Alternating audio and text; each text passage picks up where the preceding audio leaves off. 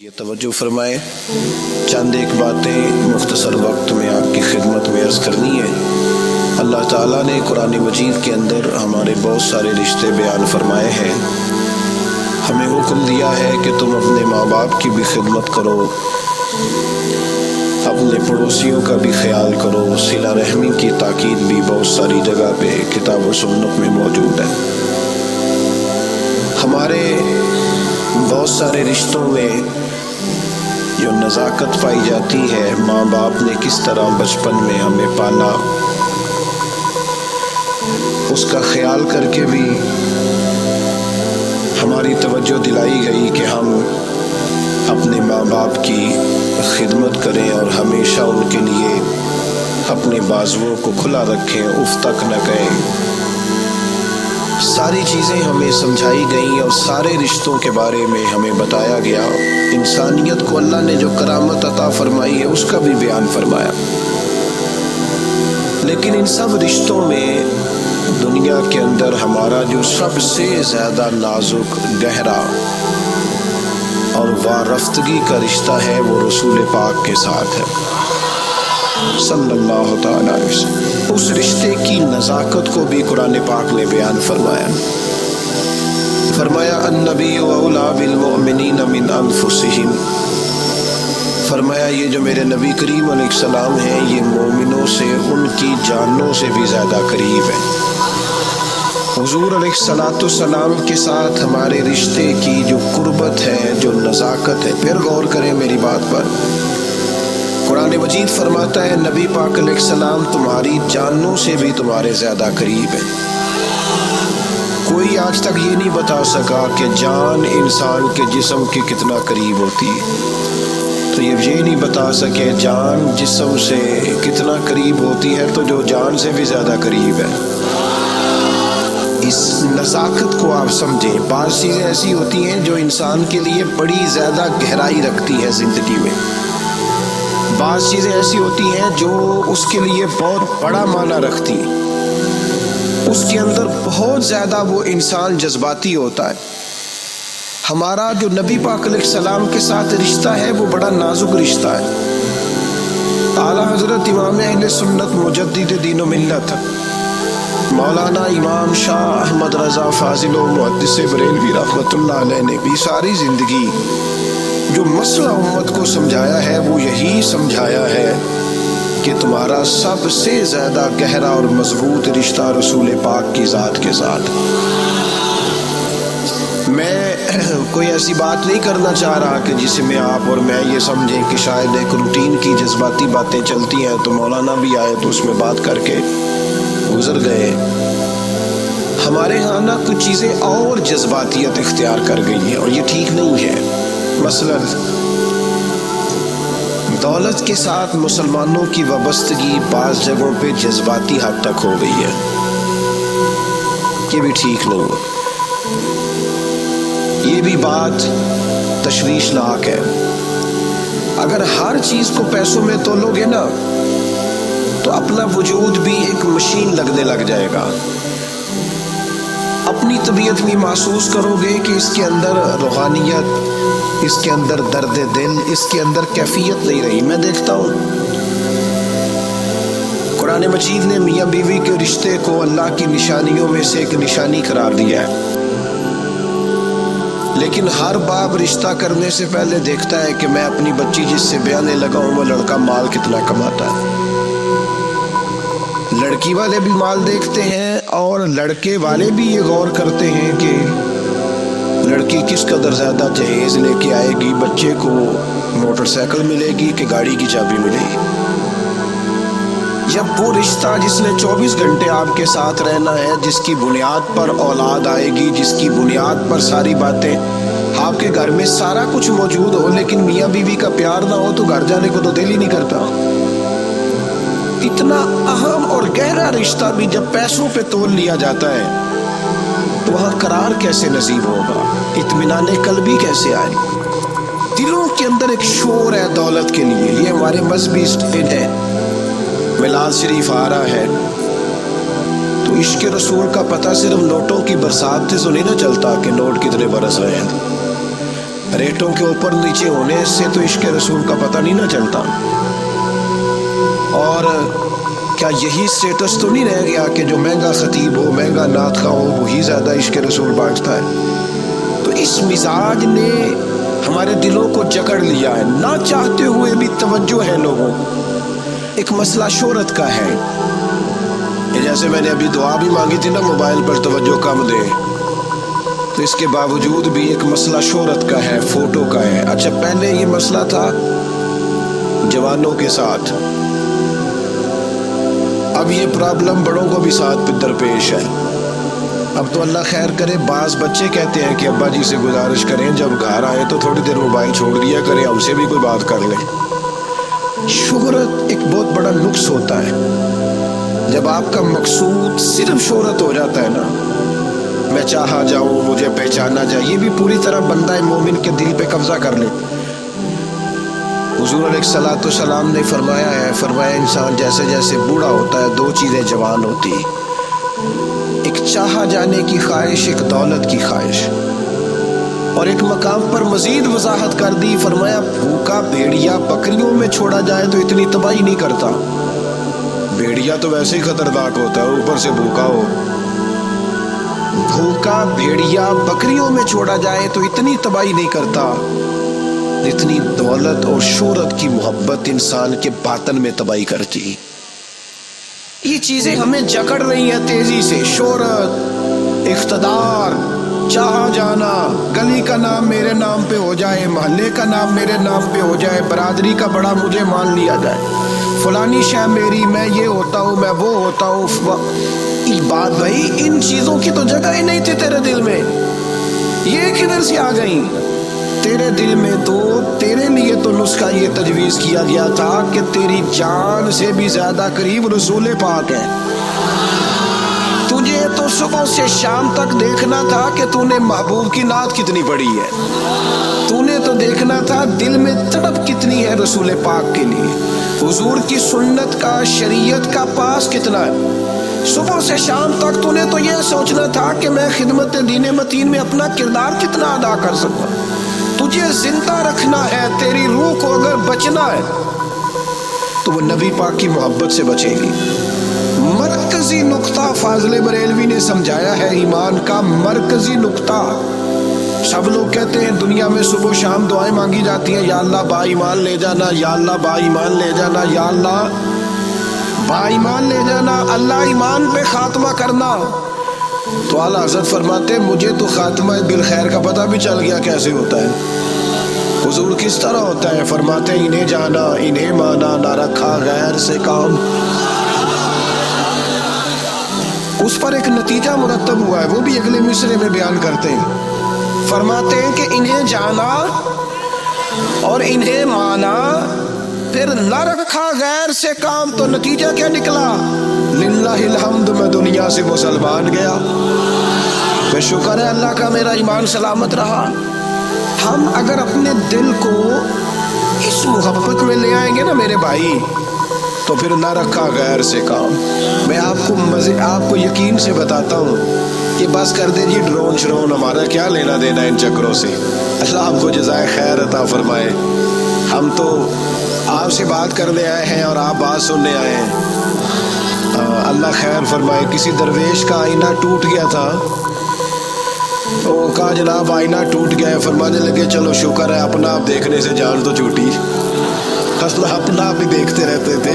गर्चे आईना देखना बुरी बात नहीं, लेकिन सिर्फ अपना आप ही देखते रहना और हर वक्त देखते रहना, खुदा मुझे ऐसी खुदाई न दे कि अपने सिवा कुछ दिखाई न दे। ये भी कोई इतना ठीक मसला नहीं। आप गौर फरमाए, क्या अर्ज करना चाहता हूँ आपकी खिदमत में मेरे अजीज। एक तो अगर मैं बड़ी समझदारी से और बड़े गौर से और बड़ी तवज्जो से आपको ये बात समझाना चाहता हूँ कि अगर हुजूर से प्यार करोगे ना, तो ये जितनी दौलतों की और शोहरतों की मोहब्बत दिल में आती है, ये खुद ब खुद निकल जाएगी, खुद ब खुद निकल जाएगी, आसानी हो जाएगी, जीना आसान हो जाए। दूसरी बात आपकी खिदमत में अर्ज करूं, हम ना ताज़ा दम नहीं रहते, हम परेशान रहते हैं,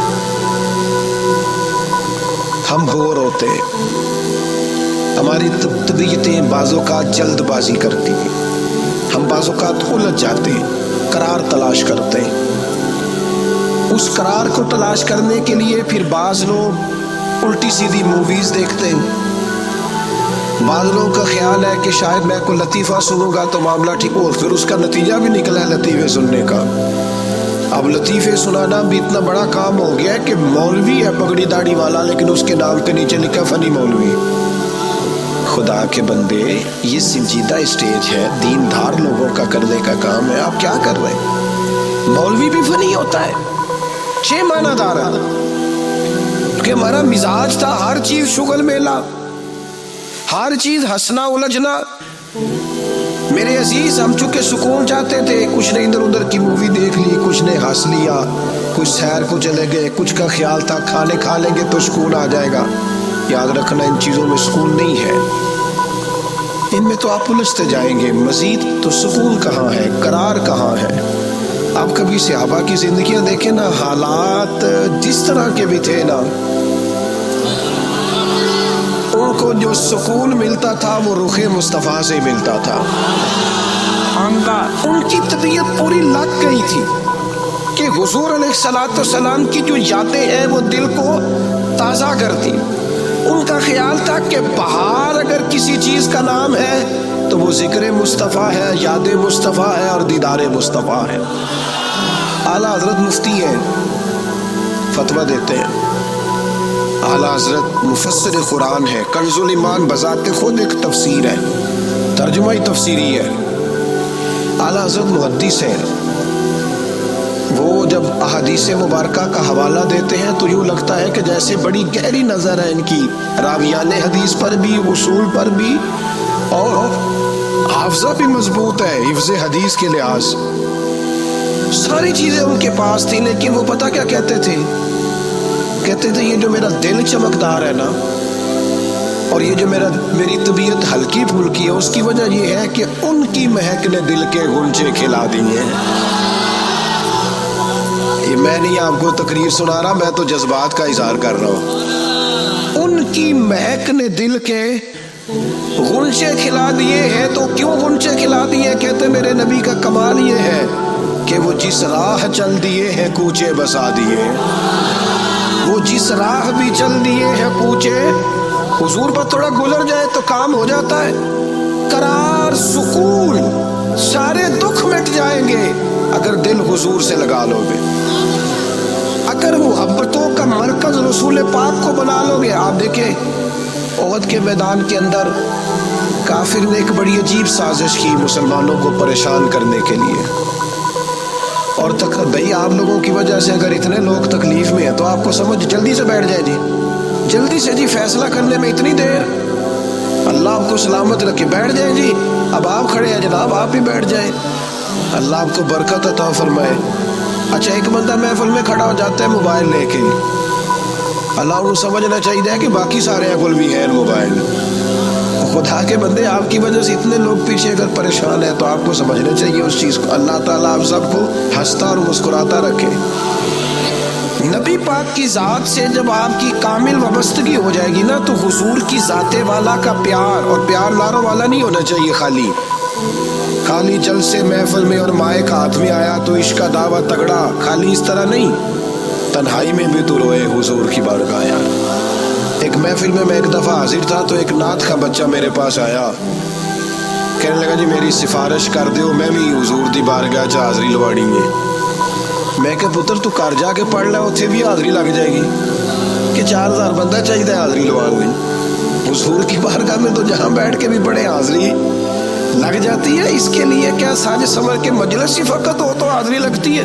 یہ بھی اعلیٰ حاضری ہے، پر وہ تو واللہ وہ سن لیں گے اور فریاد کو پہنچیں گے ہم۔ بس اتنا تو ہو، کوئی فریاد کرے دل سے، تو بات تو دل سے کر۔ آپ کی جب کامل وابستگی حضور سے ہو جائے گی نا تو یہ غربتوں کا ڈر، یہ پریشانیاں، یہ آزمائشیں، ایک جگہ رونا نہیں رویا حضرت بلال نے کبھی اپنی غریبی کا، ایک جگہ پریشان نہیں ہوئے کبھی حضرت سلمان فارسی کے میں پردیسی ہوں، ایک جگہ بھی کبھی جناب صہیب رومی کو تکلیف نہیں ہوئی۔ کیوں بلا؟ اس لیے کہ حضور کی محبت ایسی دوا ہے جو ہر بیماری سے شفا عطا کر دیتی۔ احد کے میدان میں کافروں نے ایک چال چلی تھی۔ ان کو پتا تھا کہ کون سی بات مسلمانوں کو زیادہ پریشان کر سکتی ہے۔ انہوں نے ایک افواہ پھیلا دی تھی کہ معاذ اللہ حضور کو شہید کر دیا گیا۔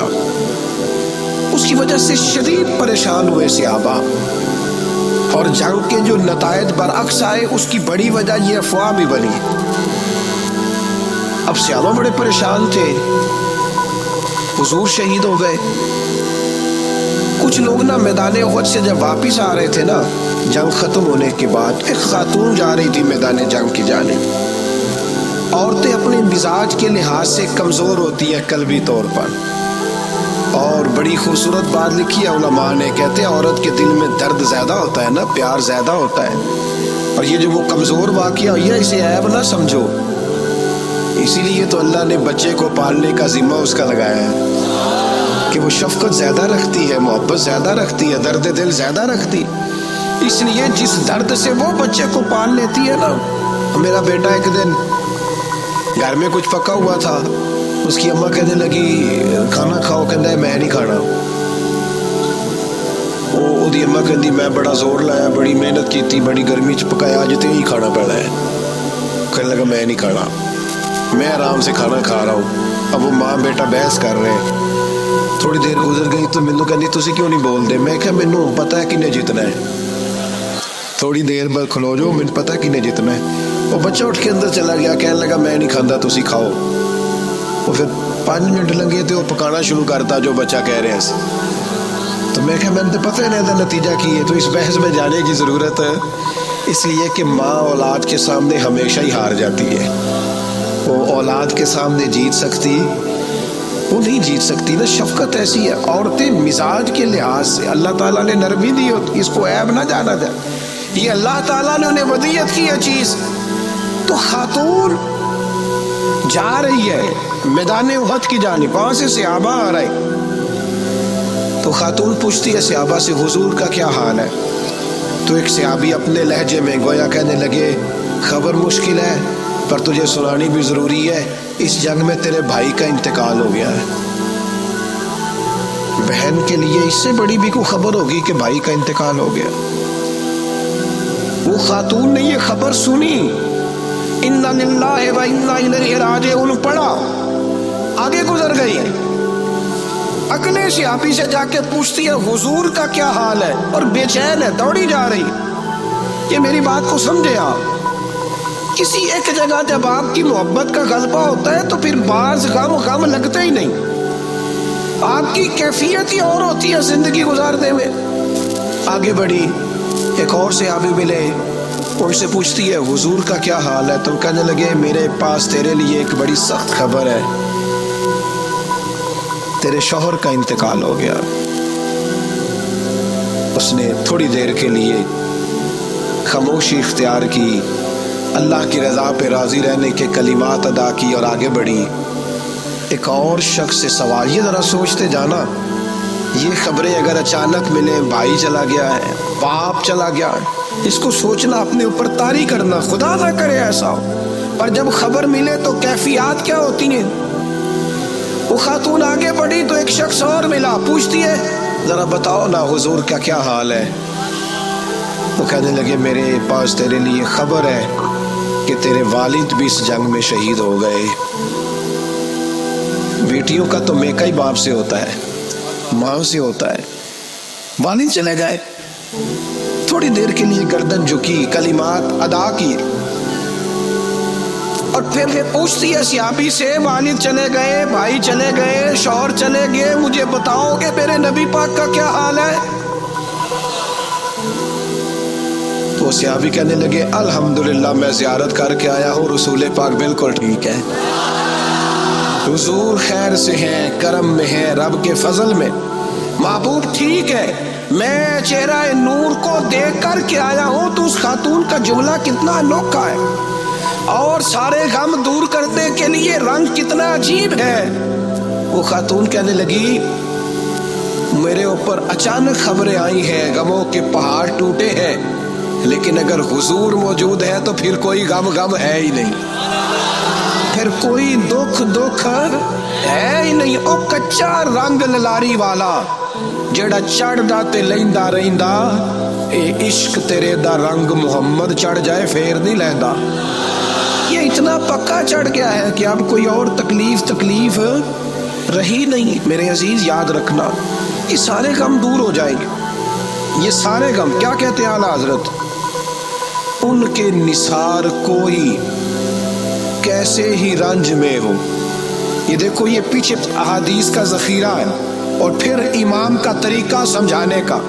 کہنے لگے ان کے نثار کوئی کیسے ہی رنج میں ہو، وہ جب یاد آ گئے ہیں سب غم بھلا دیے ہیں۔ وہ جب یاد اسی لیے کسی پنجابی کے شاعر نے بھی ایک بندے سے کہا تھا، او لا علما وچ پھسا سانو تو یار دی گل سنا سان۔ اس لیے کہ جب وہ یاد آ گئے ہیں سب غم بھلا۔ نبی پاک علیہ السلام کی محبت تازہ۔ اور ایک اور بات، اذان سنیں جی، اذان سنیں۔ اور وہ حاوی یہ ہوتا ہے کہ ہم نہ کسی کی پیروی کر رہے ہوتے ہیں، اور کچھ لوگ تو شعوری طور پہ کر رہے ہوتے ہیں، کچھ لا شعوری طور پر بھی کر رہے ہوتے ہیں۔ ہم کسی نہ کسی شخص کے نقش قدم چل رہے ہوتے ہیں، بلکہ ہماری زبانوں پر ڈھیر سارے لفظ ایسے ہوتے ہیں جو ہمارے ذاتی نہیں ہوتے، ہمارے کانوں میں کبھی ٹکرائے اور ٹھہر گئے، پھر وہ ہماری زبان پر جاری ہو گئے۔ ہم شعوری اور لا شعوری طور پر کسی کے، یہ جو لوگ بالکل باغیانہ گفتگو کرتے ہیں نا اپنے ماحول سے، سخت بغاوت کی، ان لوگوں نے بھی کسی ایسے شخص کی صحبت اٹھائی ہوتی ہے جس کا مزاج یہ نہیں ہوتا۔ کہ جو لوگ بہت زیادہ زندگی میں شکوے پیدا کر لیتے ہیں، اور شکوہ جو ہوتا ہے یہ بندے کو بے چین رکھتا ہے، شکر جو ہوتا ہے یہ بندے کو سکون میں رکھتا ہے۔ خدا جانے بلندی ہے کہ پستی پر جہاں میں ہوں وہاں کوئی نہیں ہے۔ انسان جب مقام شکر پہ آتا ہے تو اطمینان قلبی اسے حاصل ہوتی ہے، اللہ کی نعمتوں کو یاد کرتا ہے، اس کی زندگی اور طرح کی ہو جاتی ہے۔ ہم کسی نہ کسی شخص کی پیروی کرتے ہیں، کسی نہ کسی کے پیچھے چلتے ہیں۔ دنیاوی طور پر اگر ہم کسی بندے کی پیروی کریں گے، عام لوگوں کو اپنا آئیڈیل بنائیں گے، تو ظاہر ہے کہ انبیاء علیہ السلام کے علاوہ، فرشتوں کے علاوہ معصوم کوئی نہیں ہوتا، کہیں نہ کہیں کمزوری رہ جاتی ہے۔ تو بعض اوقات بہت لوگ تیزی کے ساتھ آگے بڑھتے ہیں، مایوس ہو کے لوٹتے ہیں۔ صحابہ کرام نے نا نبی پاک کی قربت کے رشتے کو اس طرح نبھایا کہ انہوں نے ہر حال میں پیروی کی تو مدینے والے رسول کی اور اس انداز میں پیروی کی کہ ڈھیر ساری چیزیں ایسی ہیں جس کی حکمتیں بھی نہیں پوچھی، بس حضور نے کہہ دیا تو انہوں نے کر دیا۔ اور وہ پیروی بھی کی تو والہانہ انداز میں، والہانہ انداز میں پیروی کی، شوق ذوق سے پیروی کی۔ ہمارے ہاں نا لوگ عمل کرنے کے معاملے میں، دین پر عمل کرنے کے معاملے میں رخصتیں تلاش کرتے ہیں، گنجائشیں ڈھونڈتے ہیں، حیل و حجت سے کام لیتے ہیں، بہانے کرتے ہیں، تاریخیں دیتے ہیں، بس میں عمرہ کر رہا ہوں اس کے بعد میں نیک ہی ہوں، کے بعد 2 بچے رہ گئے شادی کر لو، پھر اس کے بعد انشاءاللہ میں مسجد میں ہی ہوں۔ تو دین تو آپ کو یہ کہتے ہی نہیں آپ سارا دن مسجد میں بیٹھے، دین تو کہتا ہے 5 وقتہ جماعت کے ٹائم ضرور آ جایا کریں۔ ہم بہانے کرتے ہیں، اور بہت سارے لوگ ایسے ہیں۔ میلاد منانے کا سب سے بہترین وقت پتہ کیا ہوتا ہے؟ جب آپ کے بچی اور بچے کی شادی ہوتی ہے، گھر میں خوشی کا ٹائم ہوتا ہے نا، اس وقت رب رسولوں کے جو دشمن ہیں ان کی ثقافت گھر میں آ گئی تو پھر آپ نے سمجھا نہیں دین کے مزاج کو۔ میں تو دیندار مانتا ہی اس بندے کو ہوں کہ جب اس کے گھر میں شادی ہو تو پھر پتہ چلتا ہے کتنا دیندار ہے۔ مسجد میں تو سارے دیندار ہوتے ہیں، کل جنازے 10ویں چیلم پہ سارے دیندار ہوتے ہیں، یہ تو پتہ ہی تب چلے گا بھائی جب تیرے بچے کی شادی ہوگی۔ اب تو شریعت کے تقاضے کتنے پورے کرتا ہے، تیری خوشیوں میں اللہ رسول کا ذکر کتنا ہے۔ اب تیری توانائی کا پتہ چلے گا کہ تو نے برادری سے، قبیلے سے، رسموں سے بغاوت کر کے نبی پاک کی پیروی کی ہے، یا تو حضور کی شریعت ایک طرف تھی اور رسم و رواج ایک طرف تھے اور تو رسم و رواج کا قائل ہو گیا۔ صحابہ کی زندگی کا معیار ہی یہ تھا کہ قبیلے کچھ کہتے تھے، علاقے کچھ کہتے تھے، ماں باپ کچھ کہتے تھے، باقی سارے کچھ کہتے تھے، لیکن وہ کہتے تھے ہم نے تمہارے رنگ ڈنگ نہیں دیکھنے، ہم نے تو مدینے والے کی محبت کے رنگ دیکھنے ہیں۔ بغاوت کی ان لوگوں نے، بغاوت۔ لوگ کہتے ہیں جی سارے یہ کر رہے ہیں، نیکیاں جمہوری ہوتی ہیں؟ ملک جمہوری ہے، نیکیاں نہیں جمہوری ہوتی کہ سارے کریں گے تو پھر میں کروں گا۔ نیکی نیکی ہوتی ہے۔ جناب صدیق اکبر کو پتہ چل گیا نا حضور کی غلامی کرنی ہے، پھر انہوں نے باقی شہر کا انتظار نہیں کیا کہ وہ بھی کلمہ پڑھے گا تو پھر میں پڑھوں گا۔ انہوں نے کہا بس ختم ہو گئی بات، ہمیں سمجھ آ گئی ہے، اب ہمیں کسی اور کی ضرورت نہیں، ہم دروازہ رسول کی غلامی کرتے رہیں گے۔ میرے عزیز، والہانہ انداز میں حضور کی غلامی، جہاں نبی پاک کا فرمان آ گیا کسی اور چیز کی ضرورت نہیں، جہاں حضور کے دین کی بات آ گئی فقط دین اسلام پر عمل ہوگا۔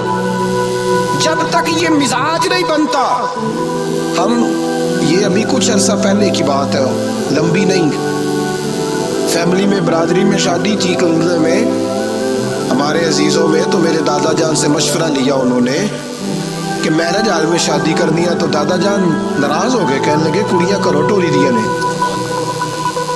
میرج ہال نہیں جانا۔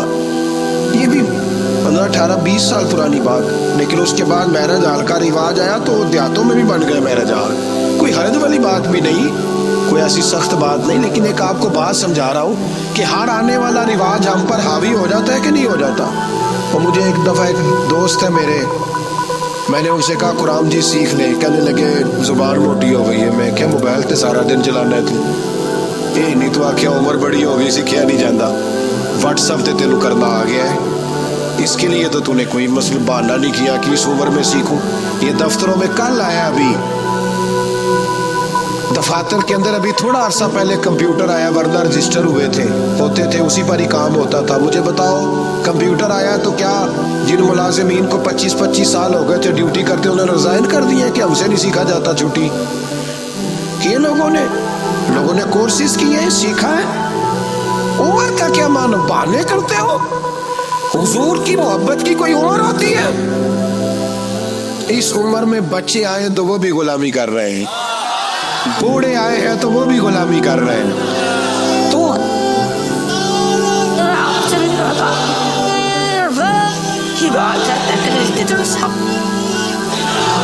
نبی پاک کی بات ماننی ہے تو والہانہ انداز میں ماننی ہے اور مزہ لے کے ماننی ہے، اور کہنا ہے میرے لیے کوئی حرف آخر ہے تو ذات مصطفیٰ ہے۔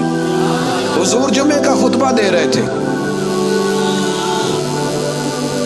ایک شخص کھڑے ہو گئے تو نبی کریم نے نا جمعہ پڑھاتے پڑھاتے فرمایا بیٹھ جاؤ۔ ایک بندے سے کہا تھا، نام نہیں لیا، اور حضور کا طریقہ تھا کبھی بھی سمجھاتے نا تو بائی نیم بات نہیں کرتے، مطلق لوگوں کو کیا ہو گیا، بیٹھ جاؤ۔ اس ایک بندے سے کہا تھا بیٹھ جاؤ، ایک ذرا اس کونے میں تھے، مسجد کی گلی میں تھے، ان کے کانوں میں آواز گئی بیٹھ جاؤ، وہی بیٹھ گئے۔ ایک بنو غنم میں قبیلے پہ تھے، ان کے کان میں آواز گئی بیٹھ جاؤ۔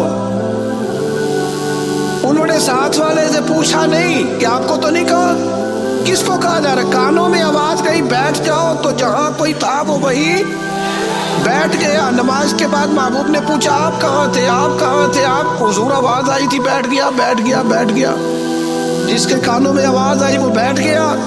تو کریم فرمانے لگے نہ آپ سے کہا، نہ آپ سے کہا، نہ میں نے تو ان سے کہا تھا۔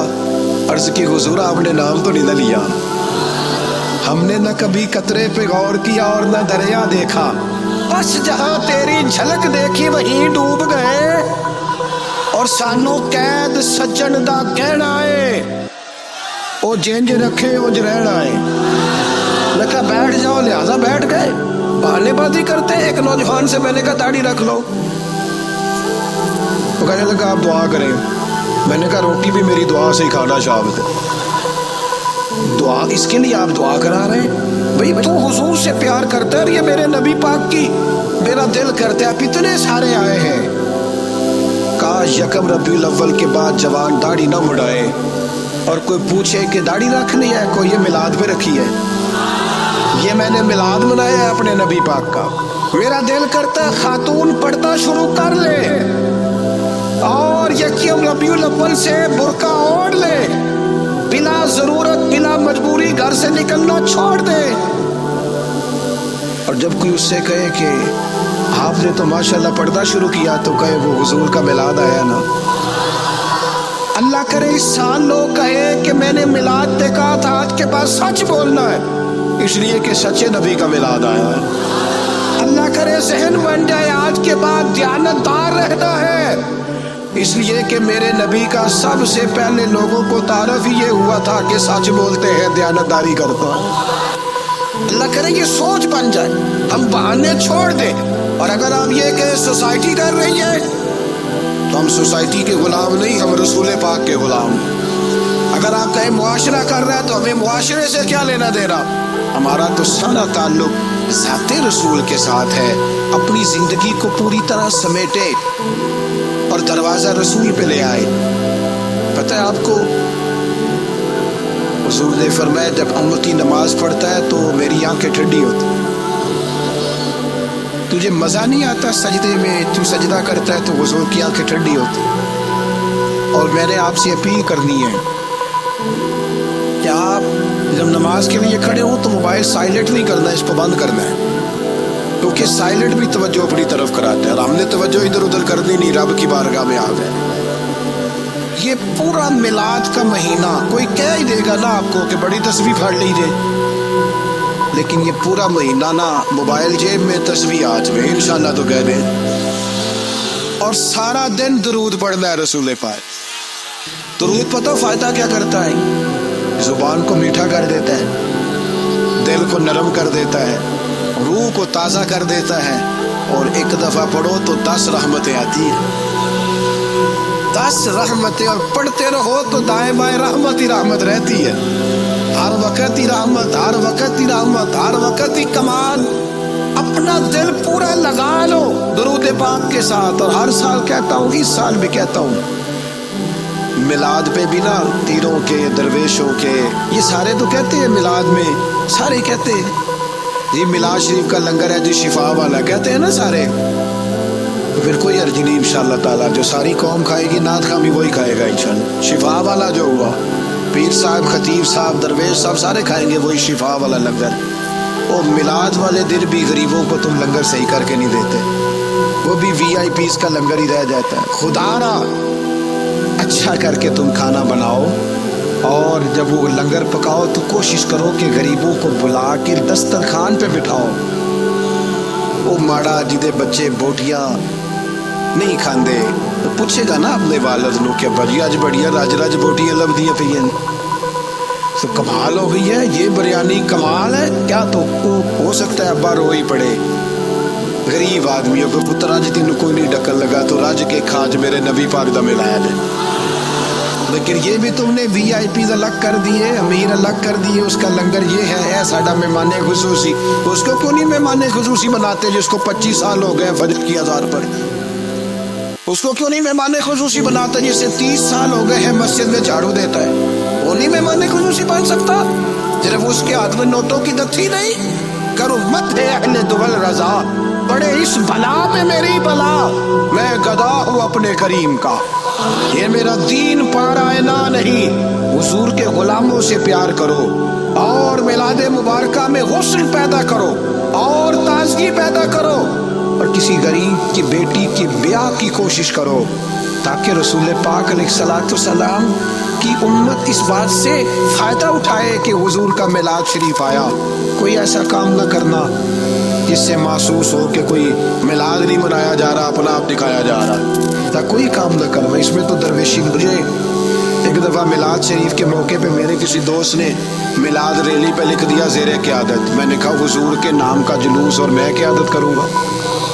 چلے نظم ہوتا ہے بعض اوقات کہ یہ بندہ آگے چلے گا یہ پیچھے چلے گا، ورنہ یہ حضور کا میلاد ہے، جو سب سے پیچھے چل رہا ہے وہ بھی محبوب کی نظر میں اتنا ہی زیادہ معتبر ہے اتنا کہ سب سے کوئی آگے چلنے والا۔ اس لیے اپنے لہجوں میں حضور کی محبت پیدا کرو، عشاء پڑھے بغیر نہ سنو، اور آج تگڑا الارم لگانا ہے انشاءاللہ فجر باجماعت پڑھنی ہے۔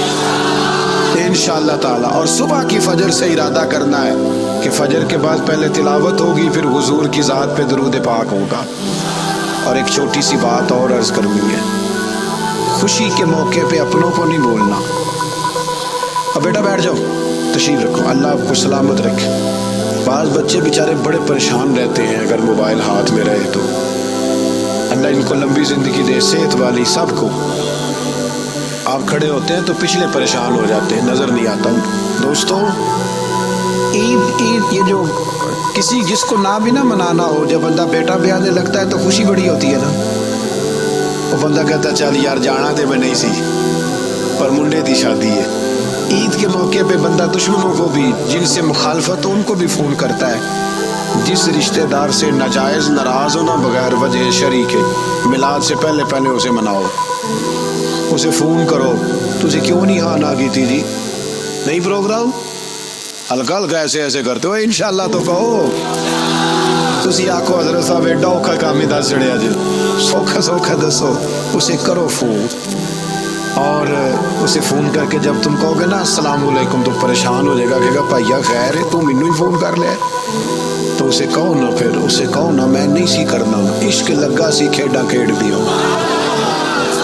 اے کھیڈاں ہن بھول گئیاں، کجل پایا سی یار دے ویکھنے، پھر او دی یاد وچ روندیاں ہی ڈول گئیاں. پر حیدر شاہ اس گلی کدے نہ رلدی. میں تینوں کدوں فون کرنا، میری بھی کوئی آکڑ ہے معاذ اللہ، پر ہن کرنا ہے کیونکہ حضور کا فرمان ہے. حیدر شاہ اس گلی کدے نہ رلدی، پر ہن تے رلدی میں رل گئیاں. ہم نے اپنوں کو قریب کرنا ہے، پیار کرنا. میلاد کی بولی محبت کی بولی ہے، اور یہ خوب بولنی ہے. میں بلبل خوش لہجائے گلزار نبی ہوں، میٹھی میری باتیں ہیں کیونکہ نمک خار نبی ہوں. اس لیے اس ذوق سے اس سال میلاد منانا ہے. آپ بہت بڑی تعداد میں آئے، جو سب سے پیچھے ہیں اور سب سے اینڈ میں اور سب سے تکلیف میں ہے. میری اس کے لیے بھی دعا ہے کہ اللہ کیمرہ تو نہیں دیکھ رہا،